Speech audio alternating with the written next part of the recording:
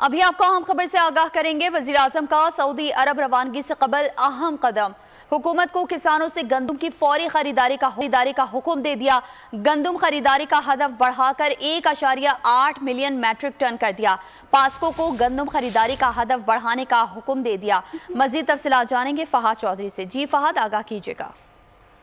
जी देखिए, वज़ीर आज़म शहबाज शरीफ ने सऊदी अरब रवानगी से कबल किसानों के लिए एक अहम फैसला किया है। वज़ीर आज़म ने किसानों की शिकायत पर सख्त नोटिस लेते हुए फौरी कार्रवाई की हिदायत की है और वफाकी हुकूमत की तरफ से किसानों से गंदम की फौरी खरीदारी का हुक्म दिया है। वज़ीर आज़म ने वफाकी हुकूमत का गंदम खरीदारी का 1.4 मिलियन मैट्रिक टन का हदफ बढ़ाकर 1.8 मिलियन मैट्रिक टन कर दिया है और वज़ीर आज़म की जानिब से पास्को को गंदम खरीदारी का हदफ बढ़ाने और फौरी खरीदारी यकीनी बनाने के अहकाम जारी कर दिए गए हैं।